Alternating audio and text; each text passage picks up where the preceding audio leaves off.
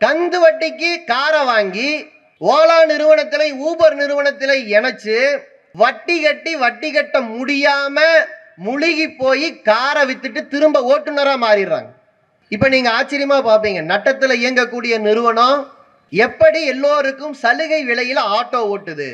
எல்லா ஆட்டோ ஓட்டுநரும் தன்னுடைய அடிமையாக மாறுகிற வரைக்குமான தந்திரம். இந்த ஆட்டோவை வச்சே வீட்டுக்கு வாடகை கொடுத்து, இந்த ஆட்டோவை வச்சே மனைவியோட தாலி அடகு வச்சதை மீட்பது வரைக்கும் போராடி கொண்டிருக்கிற தொழிலாளியை ஓட்டி அடிக்கிறாங்க. ஆனால் மோதி கொண்டிருப்பதே வேலை இல்லாத இளைஞனும் ஆட்டோ ஓட்டுகிற தொழிலாளியும். இன்றைக்கு அரசியல் பேசுகிற பலரும் டிஜிட்டல் முறையில மக்களை கண்காணிக்கணும், மக்களை பற்றிய விவரங்களை திரட்டணும், அதை வைத்து மக்கள் சிந்தனையை முடிவு செய்ய வேண்டும். அதற்கு சோசியல் மீடியா போதும், அதற்கு மீடியா போதும், அதற்கு ஸ்ட்ராட்டஜிஸ்ட் போதும். மக்கள் தேவையில்லை என்று முடிவெடுக்கிறார்கள். நடிகர் விஜய் போன்ற மிகப்பெரிய நடிகர்களை பார்த்து நான் கேட்கிறேன், சாதாரணமா பாசிசம் பாயாசம்னு பஞ்ச் டயலாக் மட்டுமே அரசியலாக மாற்றியது யார், எந்த சக்தி என்று நீங்கள் யோசிக்க வேணும்னு பார்க்கிறேன். புதுசா உருவாய் வந்த எந்த காலான வேணா வச்சுக்கலாம், எல்லா காலானும் மேடையில பேசுது, சோசியல் மீடியாவில் ட்ரெண்ட் ஆகுது, பஞ்ச் டயலாக் பேசுறாங்க. கடைசியில சொந்த குடும்பத்துல தனிப்பட்ட முறையில செய்த தவறுகளுக்காக வழக்குகளுக்கு நீதிமன்றத்தில் போராடுவதற்கு தன்னுடைய கட்சியின் ஆட்களை இழுத்து கொண்டு செல்லுகிறார்கள். ஆனால் இத்தனை அரசியல்வாதிகளும் காளான்களை போல முளைத்து ஒவ்வொரு ஆண்டாக என்னோடு படித்து வளர்ந்த இளைஞனுடைய காலத்தை காலி செய்திருக்கிறார்கள். மக்கள் இன்னைக்கும் ஒரு சென்ட் நிலம் வாங்க முடியுமாங்கிற கனவோட தன்னுடைய வாழ்க்கையே தன்னுடைய வீடு என்கிற கனவுக்காக இழப்பதற்கு தயாராக இருக்கிறார்கள். இஎம்ஐ சுமையில இன்றைக்கு சிக்காத இளைஞர்களே கிடையாது. கல்வியை கடத்துவது ஏதோ நம்ம படிக்க வச்சோம், குழந்தைங்களை பாசாக்க வச்சோம், ஐயா நீ படிக்க வச்ச பட்டம் செல்லாதுன்னு சொல்ற ஆட்சி நடந்துகிட்டு இருக்கு, மறந்துடாதீங்க. யூஜிசி கையில நிதி இல்லை, ஆனால் யூஜிசி சமீபத்தில் அறிவித்திருக்கிற அறிவிக்கை என்ன தெரியுமா? தமிழ்நாடு புதிய கல்விக் கொள்கையை ஏற்காது என்று சொன்னால் தமிழ்நாட்டின் பல்கலைக்கழகங்கள் நிறைவேற்றி படித்த பாடத்திட்டங்களில் பெற்ற பட்டங்கள் செல்லாது என்று சொல்லுகிற அதிகாரம் யூஜிசிக்கு உண்டுன்னு திருத்தி இருக்காங்க. கம்யூனிச பூதம்னு சொன்னவங்க 2 மாடு இருந்தா ஒரு மாட்டை புடுங்கிட்டு போயிடுவான்னு தான் கம்யூனிஸ்ட பத்தி சொல்லி கொடுத்துருக்காங்க. நான் கேட்கிறேன், 2 மாடு வச்சு இன்னைக்கு கிராமத்துல ஓட்டிக்கிட்டு இருந்தீங்களே, இந்த நாட்டில் கம்யூனிசம் வரல, உங்க வீட்டுல மாடு இருக்கா? 2 சைக்கிள் வச்சு ஓட்டிக்கிட்டு இருந்தீங்களே, இந்த நாட்டில் கம்யூனிசம் வரல, எந்த சைக்கிளாவது பைக்காவது அடமானத்துக்கு போகாம இருக்கா? ரேஷன் கார்டெல்லாம் அடமான கடைக்கு போற காலத்தில் நம்ம வாழ்ந்துகிட்டு இருக்கோம். இந்த உலகத்தில் கம்யூனிசம் பூதம் என்று மிரட்டியவர்கள் எல்லாம் உண்மையில் தங்கள் ஆட்சியின் லட்சணத்தை பேச முடியாதவர்கள். கம்யூனிஸ்டுகளை வீழ்த்து விட்டோம் என்று கொக்கரித்தவர்களால் உலகத்தில் ஒரு மாதத்தையாவது போர் இல்லாமல் கடக்க முடிந்திருக்கிறதா? தோழர் அருணன் பேசும்போது அவருடைய கடந்த காலத்துக்கு போயிட்டார், அவருடைய இளமை காலத்திற்கு போனார். அவருடைய காலம்ங்கிறது புரட்சி தலைவர்கள் எல்லா கட்சியிலும் இருந்த காலம், உருவாகி வளர்ந்த காலம். புரட்சி தலைவர், புரட்சி தலைவி, இன்றைக்கு வரைக்கும் இது போன்ற பட்டங்கள் இந்த நாட்டில் அரசியலில் தவிர்க்க முடியாத இடத்தில் இருந்து கொண்டே இருக்கின்றன.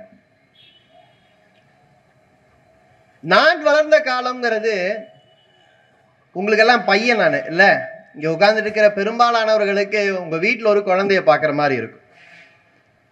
உண்மையை சொல்ல வேண்டும் என்றால் இது போன்ற பொதுக்கூட்டங்களில் புத்தகம் இருக்கிற ஒரு சாதாரண குடும்பத்திலிருந்து தான் என்னுடைய அரசியல் பணியும் கூட புத்தகம் இருப்பதாகத்தான் தொடங்கியது.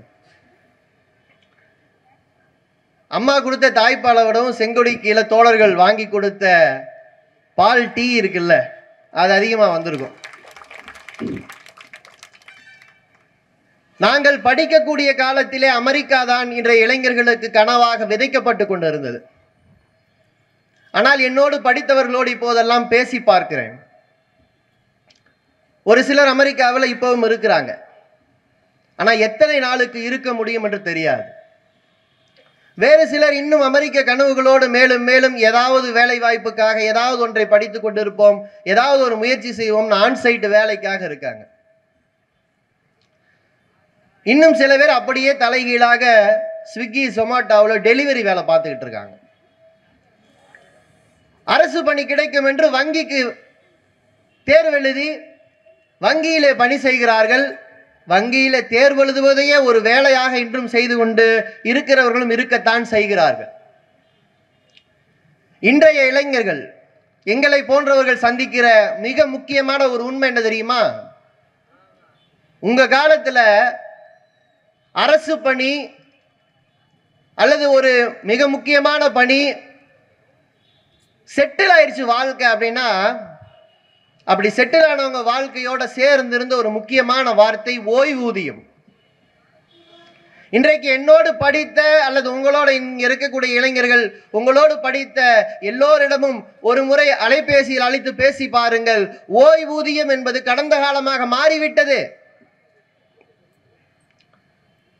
இப்ப நம்ம பார்க்கிறோம், தெருவில் நிறைய பேர் பிச்சை ஏந்தி அலைகிறார்கள். அவர்கள் யாராவது ஒரு குழந்தையை பெற்று வளர்த்து அந்த குழந்தையால் கைவிடப்பட்டவர்களாக இருக்கலாம்.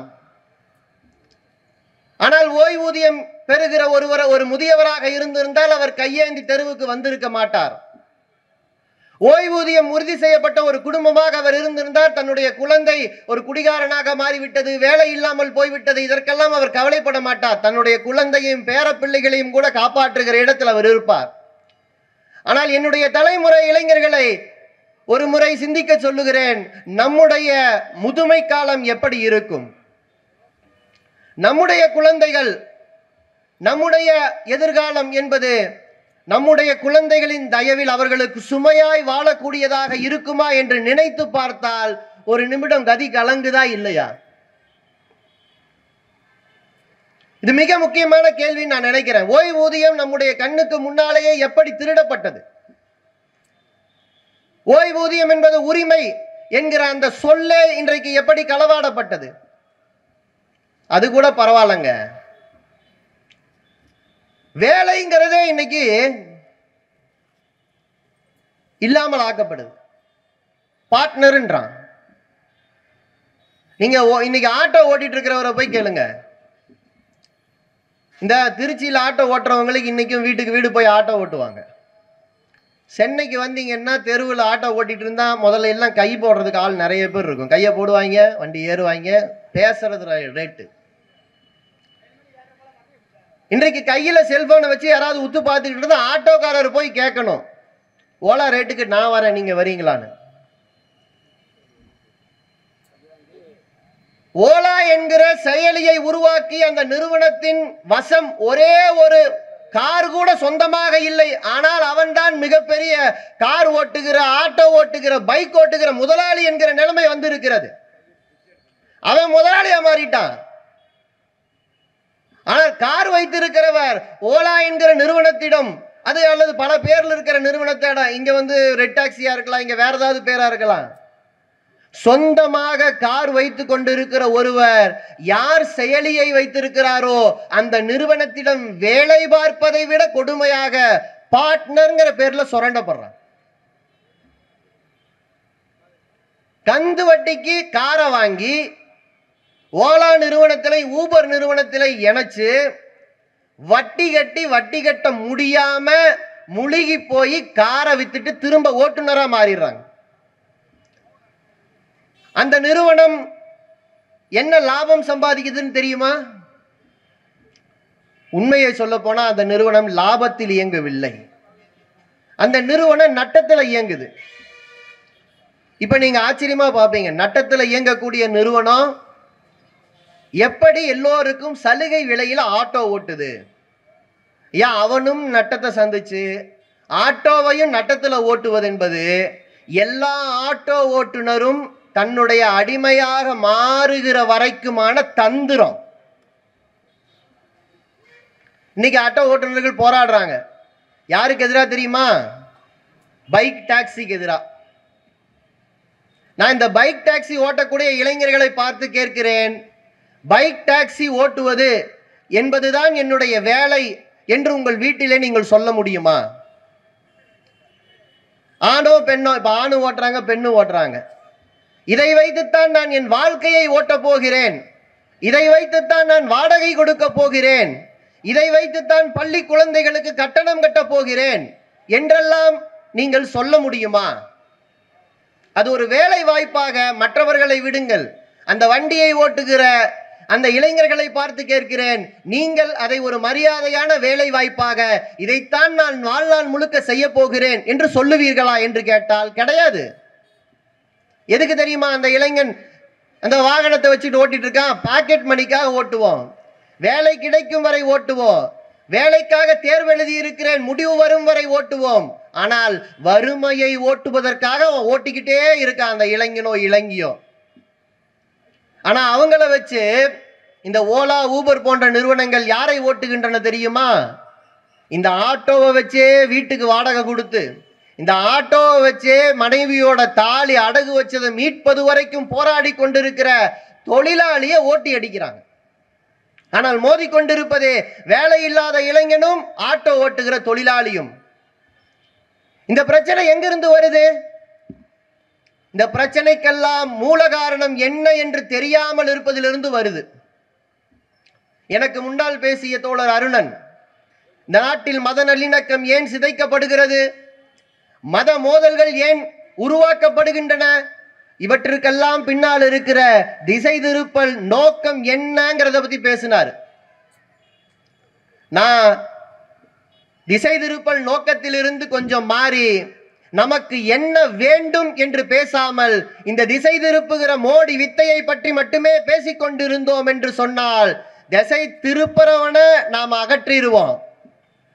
ஆனால் எது வேண்டும், எந்த திசையில் செல்ல வேண்டும் என்று சொல்லுவதற்கே நேரம் இருக்காது.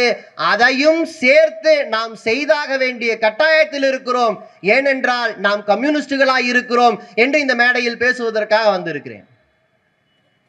கடந்த காலத்தில் கம்யூனிஸ்டத்தை பேசுறதுக்கு நிறைய பேர் இருந்தாங்க. நான் புரட்சி தலைவர்னு சொன்னேன்ல, புரட்சி தலைவருடைய பாடல் உண்மையில கண்ணதாசனும் பட்டுக்கோட்டையாரும் எழுதிய பாடல்கள்.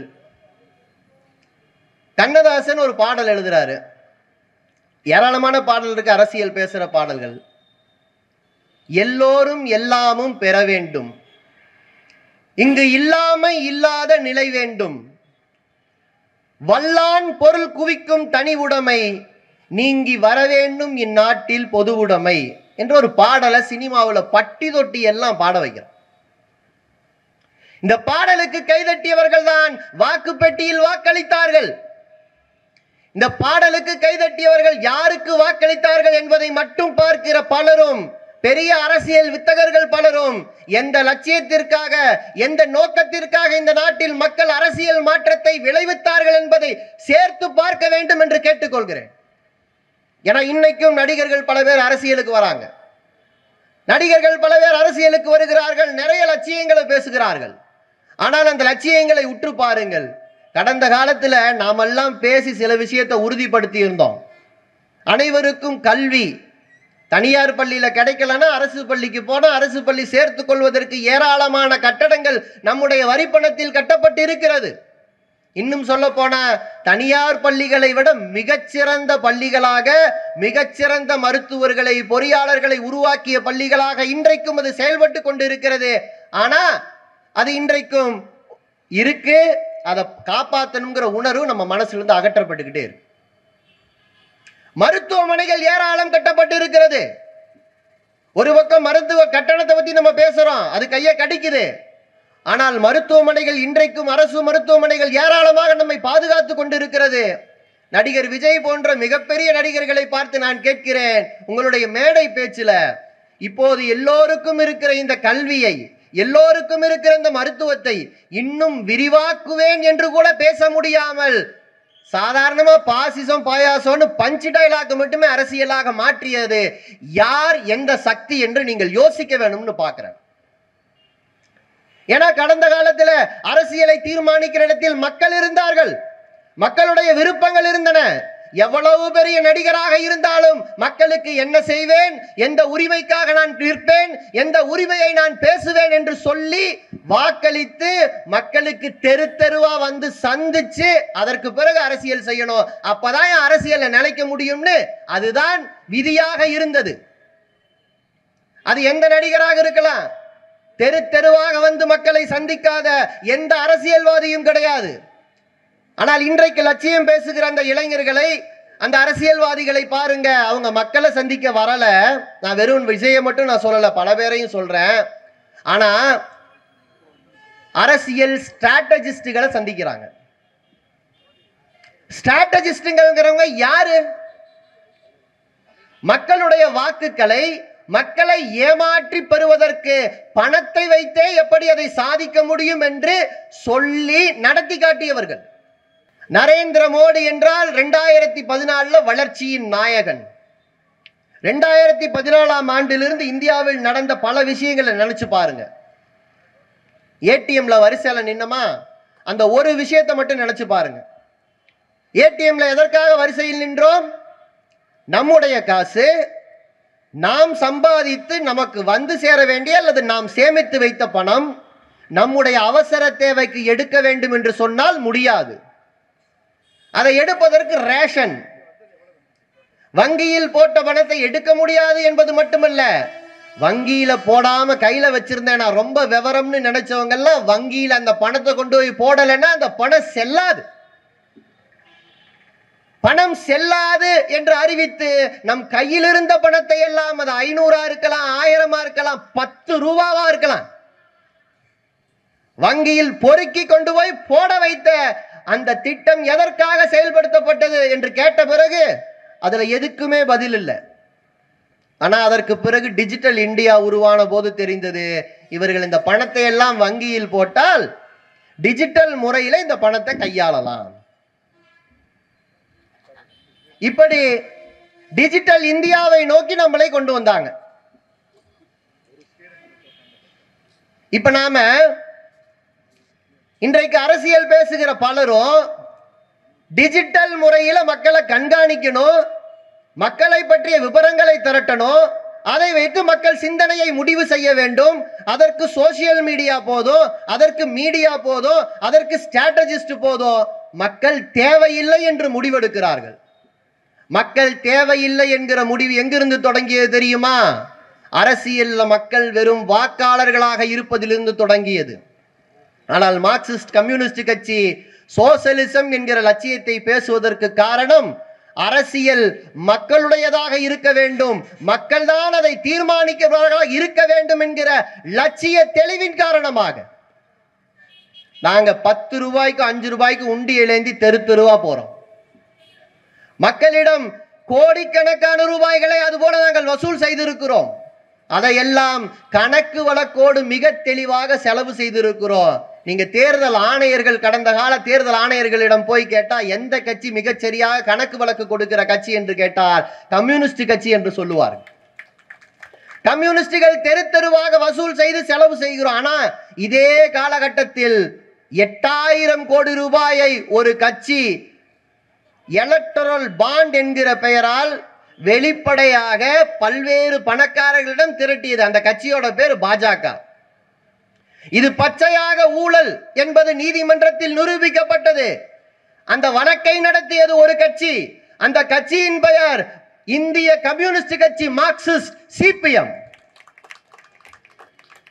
நாங்க வழக்கு நடத்தினோம்.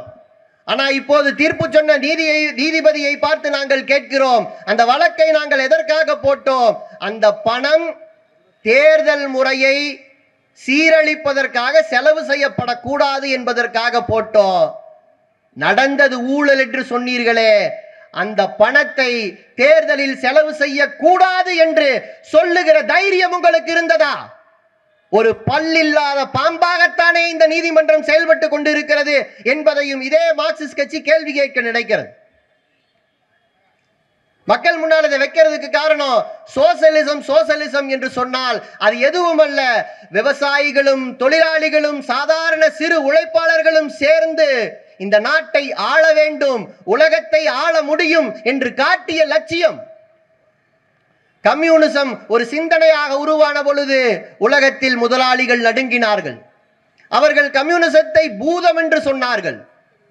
கம்யூனிசத்தை பூதம் என்று வர்ணித்த காலத்தில் கற்பனாவாத சோசியலிஸ்டுகள் உலகத்தில் சில இடங்கள்ல சில முயற்சிகளை செஞ்சு காட்டினாங்க.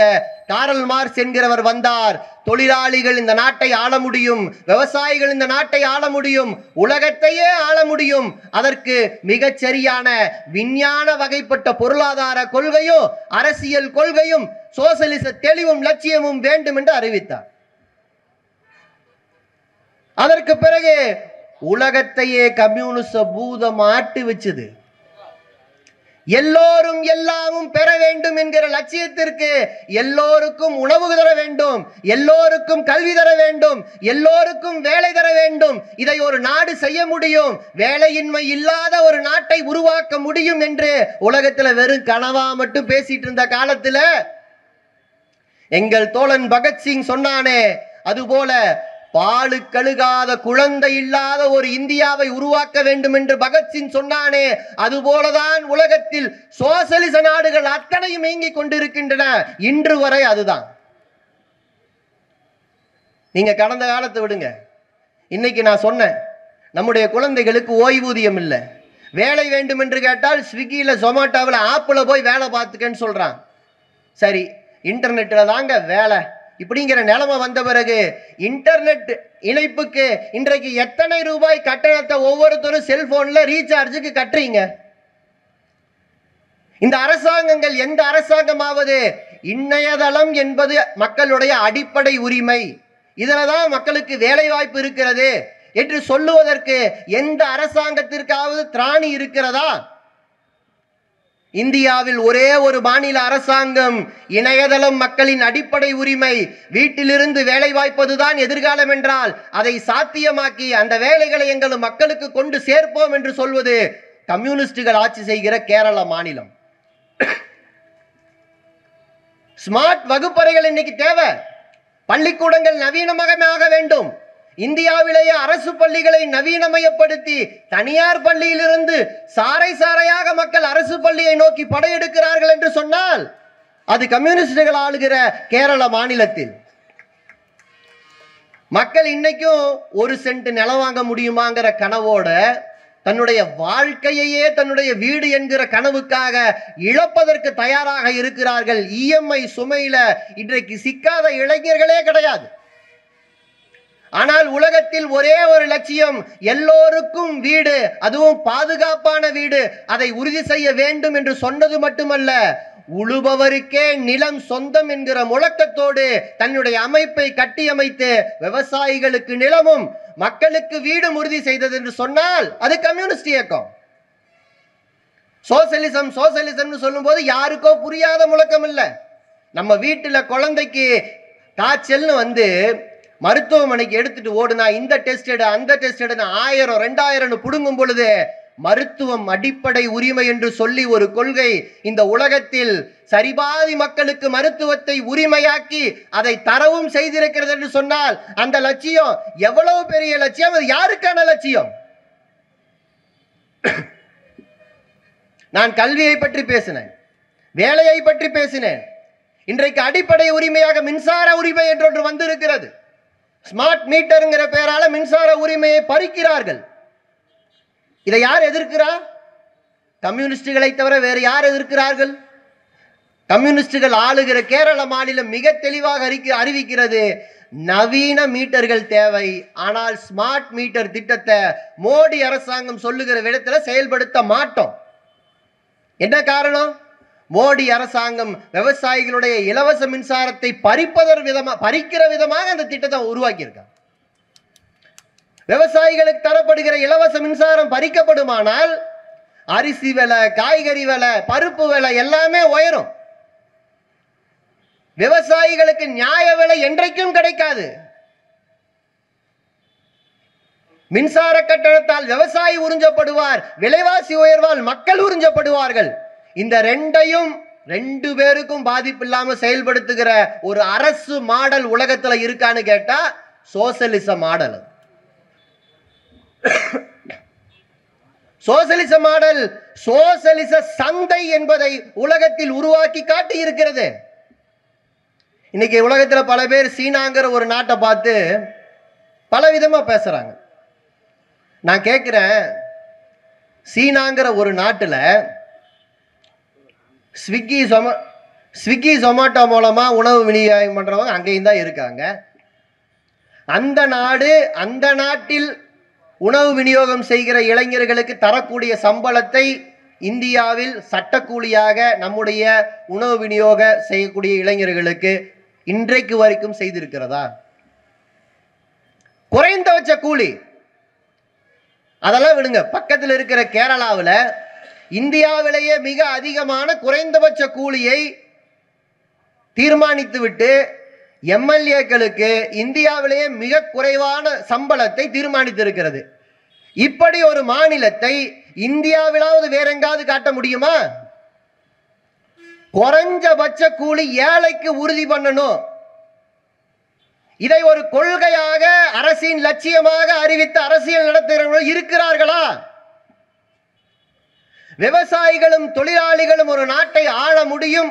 அதற்கு சோசலிசம் என்பது உலகத்தில் ஒரு முன்மாதிரியாக இன்றைக்கும் செயல்பட்டு கொண்டிருக்கிறது சொன்னால் நான் திரும்ப சீனாவுக்கு வரேன். தயவு செய்து இன்னும் சில காலத்தில் சீன கனவுகளோடு நிறைய பேர் பேசுவார்கள். சீன பொருட்களை இங்கே கொண்டு வரலாம் என்று சொல்லுவார்கள். அதில் முக்கியமான விஷயம், சீனாவிலிருந்து என்னெல்லாம் நமக்கு வரும்னா, சீனாவிலிருந்து பறக்கக்கூடிய கார்கள் வரும், டெலிவரி வேலை செய்யறதுக்கு பறக்கக்கூடிய ட்ரான்கள் வரும். சீனாவில் இருக்கிற சோசியலிச மாடல் இங்க வராது.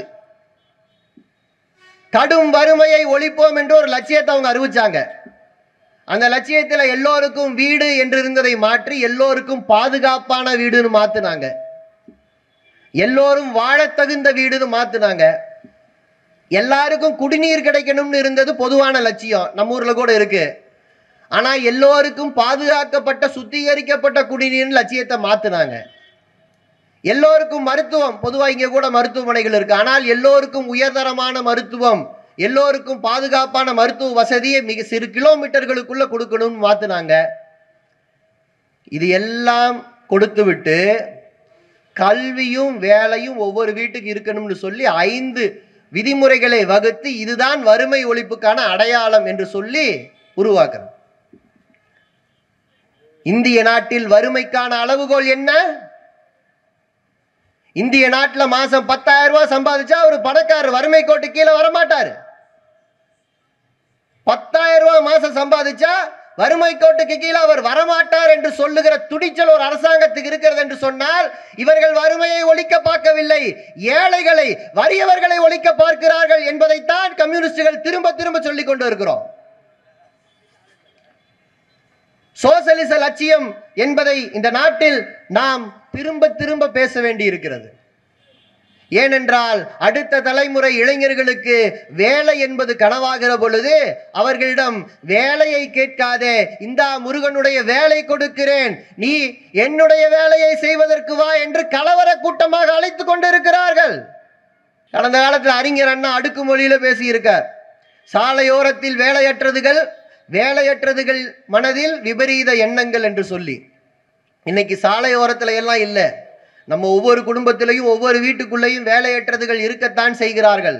ஆனால் அவர்கள் மனதில் விபரீத எண்ணங்கள் இல்லை, அவர்கள் விருப்ப கனவுகளோடு இருக்கிறார்கள். அந்த விருப்ப கனவுகளை நிறைவேற்றுவதற்கு உழைப்பதற்கு அவர்கள் தயாராக இருக்கிறார்கள். என்னுடைய கேள்வி, உழைக்க தயாராக இருக்கிற இளைஞர்களுக்கு இங்கே எங்க வேலை செய்வதற்கான வாய்ப்பு இருக்கிறது என்பதை யோசித்து பாருங்கள். அடுத்த தலைமுறை இளைஞர்களுக்கு இந்த அரசியலை கடத்துவது ஒரு கடமையாக பெற்றோர் செய்ய வேண்டும் என்று நான் கேட்டுக்கொள்கிறேன். கல்வியை கடத்துவது ஏதோ நம்ம படிக்க வச்சோம், குழந்தைங்களை பாஸாக்க வச்சோம், ஐயா நீ படிக்க வச்ச பட்டம் செல்லாதுன்னு சொல்ற ஆட்சி நடந்துகிட்டு இருக்கு, மறந்துடாதீங்க. யூஜிசி ஒரு திட்டம் போடுறான், அவன் கையில நிதி இல்லை, யூஜிசி கையில நிதி இல்லை. ஆனால் யூஜிசி சமீபத்தில் அறிவித்திருக்கிற அறிவிக்கை என்ன தெரியுமா? தமிழ்நாடு புதிய கல்விக் கொள்கையை ஏற்காது என்று சொன்னால் தமிழ்நாட்டின் பல்கலைக்கழகங்கள் நிறைவேற்றி படித்த பாடத்திட்டங்களில் பெற்ற பட்டங்கள் செல்லாது என்று சொல்லுகிற அதிகாரம் யூஜிசிக்கு உண்டுன்னு திருத்தி இருக்காங்க. நம்ம குழந்தைங்க படிச்சிருக்கு, இவ்வளவு நாள் படிச்ச பல்கலைக்கழகத்திலேயோ பள்ளிக்கூடத்திலேயோ போய் தான் என் குழந்தைக்கு நல்ல படிப்பு தான் சொல்லி கொடுத்தியான்னு நாம கேட்டதில்லை. அது தப்பு. நாங்க குழந்தைங்க எங்களுக்கு எப்படிப்பட்ட தரமான கல்வி வேணும் நாங்க கேட்க முடியாது. ஆனால் பெற்றோர் எத்தனையோ பேர் வாய்மூடி மௌனியாக இருந்திருக்கிறீர்கள். தரமான கல்விதான் நம்முடைய குழந்தைக்கு கிடைச்சதான்னு தெரியாது. ஆனால் அதை தாண்டி நம்முடைய குழந்தை பட்டப்படிப்பை முடித்து வேலைக்கு தயாராக இருக்கிறது. பட்டம் செல்லாது என்று சொல்லுகிற ஒரு அரசாங்கம் மத்தியில் வந்து இருக்கிறது என்று சொன்னால் ஒன்றிய ஆட்சியை எதிர்த்து வீழ்த்த வேண்டிய கடமையும் நமக்கு இருக்கிறது. நம்முடைய இளைஞர்களுக்கு இதை வீழ்த்துவது மட்டுமல்ல, நீ படைக்க வேண்டிய பொன்னுலகம் சோசலிசம் என்று சொல்லுகிற தார்மீக உரிமையும் தேவையும் நமக்கு இருக்கிறது என்று நான் நினைவூட்ட விரும்புகிறேன். கம்யூனிச பூதம்னு சொன்னவங்க 2 மாடு இருந்தா ஒரு மாட்டை புடுங்கிட்டு போயிடுவான்னு தான் கம்யூனிஸ்ட பத்தி சொல்லி கொடுத்துருக்காங்க. நான் கேட்கிறேன், 2 மாடு வச்சு இன்னைக்கு கிராமத்துல ஓட்டிக்கிட்டு இருந்தீங்களே, இந்த நாட்டில் கம்யூனிசம் வரல, உங்க வீட்டுல மாடு இருக்கா? 2 சைக்கிள் வச்சு ஓட்டிக்கிட்டு இருந்தீங்களே, இந்த நாட்டில் கம்யூனிசம் வரல, எந்த சைக்கிளாவது பைக்காவது அடமானத்துக்கு போகாம இருக்கா? ரேஷன் கார்டெல்லாம் அடமான கடைக்கு போற காலத்தில் நம்ம வாழ்ந்துகிட்டு இருக்கோம். இந்த உலகத்தில் கம்யூனிசம் பூதம் என்று மிரட்டியவர்கள் எல்லாம் உண்மையில் தங்கள் ஆட்சியின் லட்சணத்தை பேச முடியாதவர்கள். கம்யூனிஸ்டுகளை வீழ்த்து விட்டோம் என்று கொக்கரித்தவர்களால் உலகத்தில் ஒரு மாதத்தையாவது போர் இல்லாமல் கடக்க முடிந்திருக்கிறதா? ஐயா, இது பெரிய கேபிட்டலிச நாடுன்றீங்க. ஆனா விலை வச்ச பொருளுக்கு விலை நியாய விலை கொடுக்கணும்னு சட்டம் வேணும்னு ஒரு வருஷமா ஒரு விவசாயி போராடி இருக்கிறார். அந்த போராடின விவசாயிகளுக்கு கொடுத்த வாக்குறுதியை நிறைவேற்ற துப்பில்லாத ஒரு அரசாங்கம் இந்த நாட்டில் ஆண்டு கொண்டு இருக்கிறது. இப்ப நாம சோசலிச லட்சியம் என்பதையும் சேர்த்து பேசாமல் இந்த நாட்டில் விவசாயிகளும் தொழிலாளிகளுமே 99% வாழ்ந்து கொண்டிருக்கும் பொழுது இந்த மக்களுடைய வாழ்க்கை தான் எங்கள் அரசியல் லட்சியம் என்று சொல்லாமல் வெறும் ஸ்ட்ராட்டஜிஸ்டுகளை நம்பக்கூடிய ஆட்சியாளர்கள் அரசியல்வாதிகள் வரத்தான் செய்வார்கள் என்பதை மக்களிடம் பேச வேண்டி இருக்கிறது. நான் கடைசியாக ஒரே ஒரு விஷயத்தை சொல்லி முடிக்க நினைக்கிறேன். இன்றைக்கு நிறைய பேர் மாற்று அரசியல் பேசி வருகிறார்கள். ஆனால் மாற்று அரசியல் பேசி வந்த பலரையும் பார்த்து ஐயோ இளைஞர்களை இவர்கள் கவர்ந்து விட்டு சென்று விடுவார்களோ, அவர்கள் கவர்ந்து விட்டு சென்று விடுவார்களோ என்றெல்லாம் யோசித்தவர்கள் உண்டு. ஆனால் இப்ப கொஞ்சம் திருப்பி அசை போட்டு பாருங்க. நம்முடைய இளைஞர்கள் பல அரசியல் கட்சிகளை பார்த்தார்கள். ஆனால் நம்முடைய இளைஞர்களை, நம்முடைய மக்களை, நம்முடைய குடும்பத்தை, நம்முடைய கவலைகளை, நம்முடைய கஷ்டத்தை எந்த அரசியல் கட்சி பார்த்திருக்கிறது என்பதை சேர்த்து யோசித்து பாருங்கள். புதுசா உருவாய் வந்த எந்த காலான வேணா வச்சுக்கலாம். எல்லா காலானும் மேடையில பேசுது, சோசியல் மீடியாவில் ட்ரெண்ட் ஆகுது, பஞ்ச் டயலாக் பேசுறாங்க. கடைசியில சொந்த குடும்பத்துல தனிப்பட்ட முறையில் செய்த தவறுகளுக்காக வழக்குகளுக்கு நீதிமன்றத்தில் போராடுவதற்கு தன்னுடைய கட்சியின் ஆட்களை இழுத்து கொண்டு செல்லுகிறார்கள். அதை பேசி இந்த அரசியல் மேடையோட தரத்தை நான் தாழ்த்த விரும்பல. ஆனால் இத்தனை அரசியல்வாதிகளும் காளான்களை போல முளைத்து முளைத்து ஒவ்வொரு ஆண்டாக என்னோடு படித்து வளர்ந்த இளைஞனுடைய காலத்தை காலி செய்திருக்கிறார்கள். அன்னைக்கு 20 வயசு இருந்தவன் புதுசா ஒரு அரசியல்வாதியை பார்த்தான்னு வச்சுக்கலாம், எக்ஸ்னு வைப்போம். சரி, அண்ணன் ஒருத்தரை பார்த்தான்னு வச்சுக்கலாம். அதுக்கப்புறம் ஐயான்னு ஒருத்தரை பார்த்தான். அதுக்கப்புறம் தலைவர்னு ஒருத்தரை பார்த்தான். அதுக்கப்புறம் இப்ப புதுசா வந்திருக்கிற புயல் ஒருத்தரை பார்த்தான். நடுவுல 4 புயல்.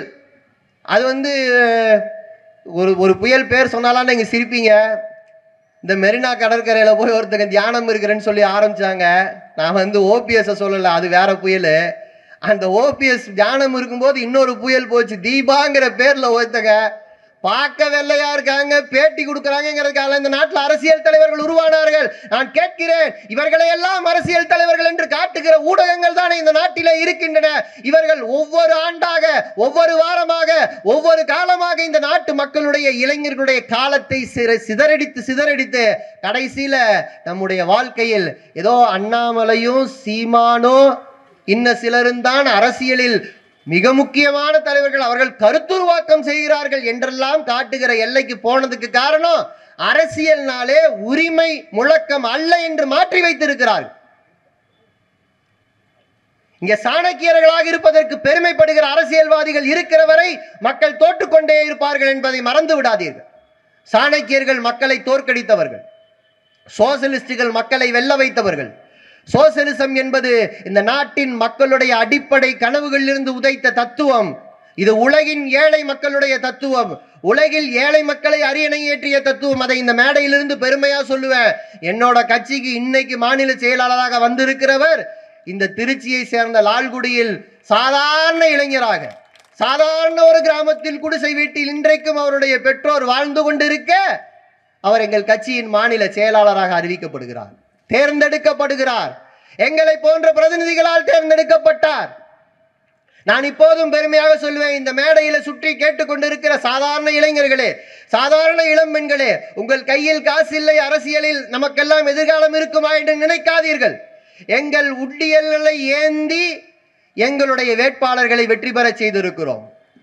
எங்களுடைய உண்டியல்களை ஏந்தி எங்களுடைய தலைவர்களுக்கு கொடியமைத்திருக்கிறோம்.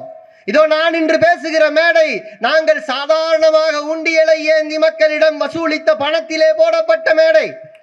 நாங்கள் தலைவர்களை இப்படித்தான் உருவாக்குகிறோம். நாங்கள் எங்கள் தலைவர்களுக்கு லட்சியங்களை ஏற்றுகிறோம். உரிமை போராட்டம் என்று வருகிற பொழுது சமரசம் செய்யக்கூடாது என்று சொல்லிக் கொடுக்கிறோம்.